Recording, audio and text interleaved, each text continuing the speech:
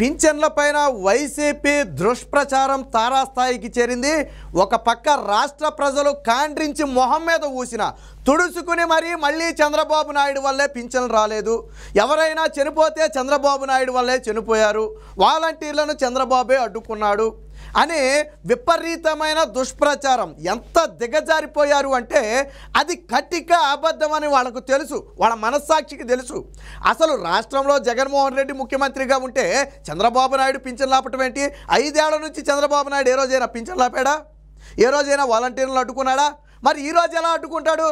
కనీసం ఇంగిత జ్ఞానం కూడా లేకుండా ఇంత విష ప్రచారం ఎలా చేస్తున్నారు? సో ఇప్పుడు తాజాగా జోగి రమేష్ మంత్రి చంద్రబాబు నాయుడు ఇంటి మీద దాడి చేయటం వల్ల మంత్రి పదవి తెచ్చుకున్నటువంటి ఈ జోగి అనే ఒక భోగి ఈరోజు ఇష్టం వచ్చినట్టు మాట్లాడాడు. ఏమని? పింఛను ఇవ్వకపోవడానికి చంద్రబాబే కారణం, చంద్రబాబు నాయుడు వాలంటీర్లను అడ్డుకున్నాడు, కోర్టులో వేశాడు కాబట్టే పింఛన్లు. అసలు చంద్రబాబు గారు కోర్టుకు వెళ్ళారు అనేది పచ్చి అబద్ధం. నేను జోగి రమేష్కు ఓపెన్ ఛాలెంజ్ విసురుతున్నా. చంద్రబాబు నాయుడు కోర్టుకు వెళ్ళాడు, వాలంటీర్లు అడ్డుకున్నాడని నువ్వు నిరూపించగలిగితే నీకు జీవితాంతం ఊడికం చేయడానికి మేము సిద్ధం.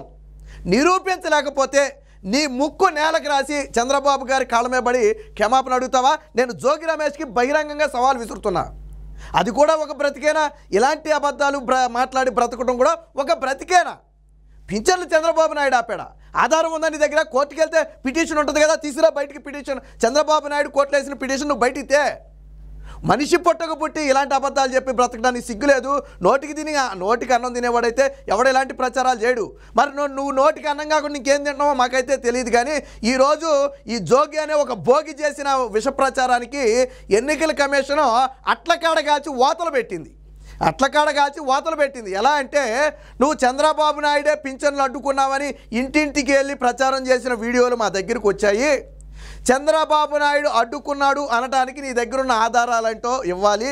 48 గంటల్లో వివరణ ఇవ్వకపోతే మేము తగు చర్యలు తీసుకుంటామని చెప్పి ఎలక్షన్ కమిషన్ ఇప్పుడు జోగి రమేష్కు ఒక నోటీస్ జారీ చేసింది. ఇప్పుడు రావాలన్నమాట. నువ్వు నిజంగా ఒక అమ్మకు పుట్టుంటే ఎలక్షన్ కమిషన్ ఇచ్చిన నోటీస్కి నువ్వు సమాధానం చెప్పాలా. చంద్రబాబు నాయుడు ఎక్కడ అడ్డుకున్నాడు? తెలుగుదేశం పార్టీ ఫిర్యాదు చేసింది. ఇలాంటి వాళ్ళని అలా వదిలేస్తే ఏదో గాలికి తిరిగే వెధవులందరినీ తీసుకొచ్చి పోగేసి రాజకీయాల్లో పెడితే ఇలాగే ఉంటుంది. చంద్రబాబు నాయుడు మీద ఇంటి మీద దాడి చేస్తే మంత్రి పదవిని ముష్టిగా పడేశారు. నువ్వేమో గృహ నిర్మాణ శాఖ మంత్రిగా ఉన్నావు. ఎన్ని ఇళ్ళు నిర్మించావు? 25 లక్షల ఇళ్ళు మీ నాయకుడు నిర్మిస్తానాడు. ఎన్ని నిర్మించావు? వాటి గురించి మాట్లాడే దమ్ము లేదు. ఈరోజు పింఛన్ ఆగిపోవడానికి చంద్రబాబు కారణం అని చెప్తున్నాడు. సో ఒకసారి ఆ వీడియో ఒకసారి మీరు కూడా వినండి.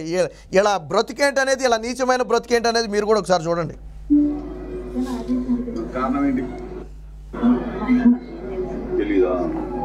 అదే పింఛన్ వచ్చిందా అంటే రాలేదు అందే. రాలేదు అంటే కారణం ఏంటని అడిగాడు. అడిగితే ఆవిడ తెలియదు అంది. పింఛన్ ఎందుకు రాలేదు నాకు తెలియదు అంది. అక్కడ వరకు బాగుందా? ఇప్పుడు చెప్తాడు చూడండి. వీడు చంద్రబాబు అనే దొంగ కోర్టులు వేసాడు. ఏది వాలంటీర్ లేదు, ఇంటికి వెళ్ళి పెన్షన్లు ఎత్తరాడు ఆపేయండి కోర్టులు వేసాడు. ఆ పనికిమాలినోడు దానివల్ల ఆగింది. నీకంటే పనికిమాలినోడు, నీకంటే నీతి జాతి తక్కువ ఉన్నాడు ప్రపంచంలో ఎవడైనా ఉంటాడా? నేను ఇందాక అందుకే సవాల్ చేశాను. నువ్వు దమ్ముంటే సవాల్ స్వీకరించాలా. చంద్రబాబు నాయుడు కోర్టులో వేసి అడ్డుకున్నాడు అని ఆ వృద్ధురాలికి చెబుతున్నాడు. చంద్రబాబు అనే దొంగ అంట. నీకు నీ నాయకుడి కంటే పెద్ద దొంగ ఎవడైనా ఉన్నాడా? 43,000 కోట్లు దోచుకుని 16 నెలలు జైల్లో చెప్పకూడదు. నేటికి వారం కోర్టుకు వెళ్ళే చరిత్ర మీది. ఒక దొంగ గురించి మాట్లాడటం. నీ పార్టీ నీ అధినాయకుడు ఒక దొంగ, నువ్వు ఒక దొంగ, నీ పార్టీలో ఉన్న వాళ్ళంతా ఒక దొంగలు. మీరు ఇతర దొంగల గురించి మాట్లాడటం. దొంగ అని సంకలు గుద్దుకోవటం అంటే ఇదే సంకలు గుద్దుకోవటం అంటే. ఇంకేం మాట్లాడాడు ఏనండి? చెప్పండి. చెప్పండి.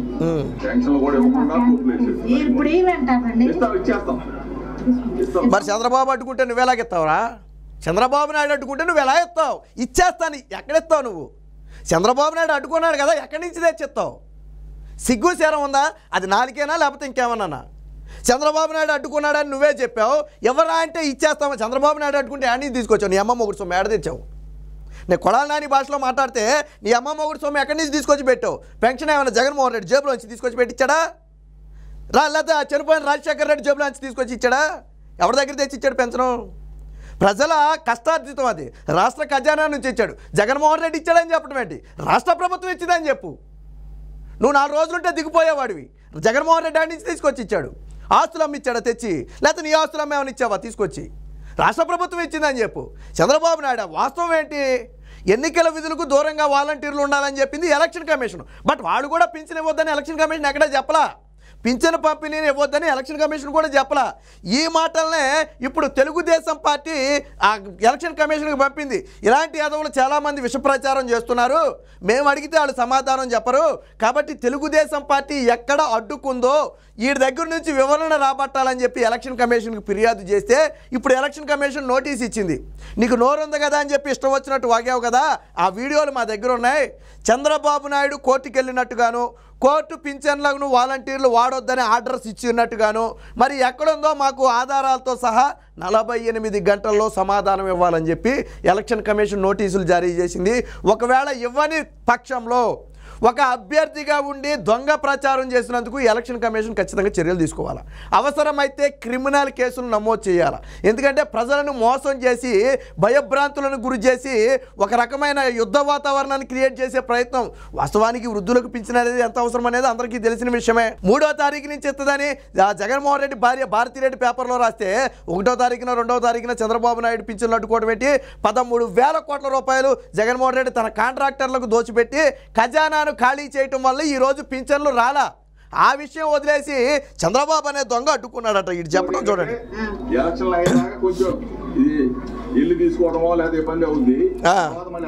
ఇప్పుడు దొరికాడు వీడు. ఇప్పుడు ఇల్లు ఎవడాపాడురా? ఇల్లు ఎవడాపాడు? సరే పింఛన్ చంద్రబాబు నాయుడు ఆపాడానో పక్కన పెడదాం. ఈడేమన్నాడు ఏనండి ఒకసారి దొరికిపోయాడు. ఏనండి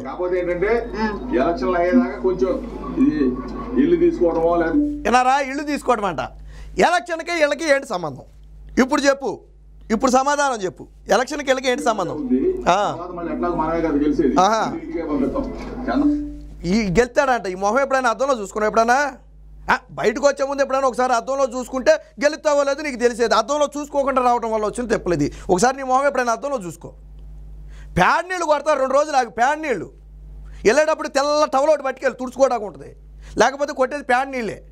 ప్యాడ్ నీళ్ళు మొహానికి వేసి కొడతారు. ఈ మొహం ఎప్పుడైనా అద్దంలో చూసుకున్నాడా? ఇగో మళ్ళీ వెళ్ళేటప్పుడు ఏం చెప్తున్నాడు ఏనండి? చంద్రబాబు అనే దుర్మార్గుడు కోర్టులో వేసాడు పనిమాను.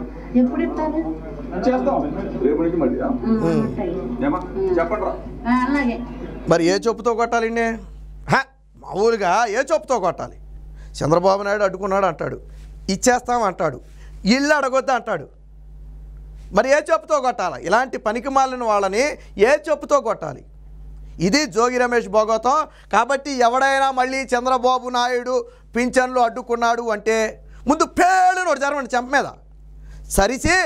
చంద్రబాబు నాయుడు ప్రతిపక్ష పార్టీ నేత కదా, ముఖ్యమంత్రి జగన్మోహన్ రెడ్డి కదా, ఇప్పుడు చెప్పు ఎలా అడ్డుకున్నాడో. 5 ఏళ్ల నుంచి అడ్డుకొని చంద్రబాబు ఇప్పుడు ఎలా అడ్డుకున్నాడో సమాధానం చెప్పమని పేళ్ళు 2 జరగండి పర్లా. ఇప్పుడు ఎన్నికల ఓట్ల కోసం కదా వాళ్ళు వచ్చేది. మీరు కొట్టినా మాట్లాడరో, తుమ్మినా మాట్లాడరో, లేకపోతే మొహం మీద కాండ్రిని చూసినా మాట్లాడరో, ఇక మాట్లాడరు. ఎందుకంటే వాళ్ళు ఓట్ల కోసం వచ్చారు కదా, గెలిచిన తర్వాత వాళ్ళు ఏదైనా చేయాలంటే. కాబట్టి ఇలాంటి వాళ్ళు వచ్చినప్పుడు పెన్షన్ల మీద ఎవడైనా మళ్ళీ చంద్రబాబు నాయుడు మీద దుష్ప్రచారం చేస్తే ముందు వెనక చూడకుండా వాయించి వదిలిపెట్టండి.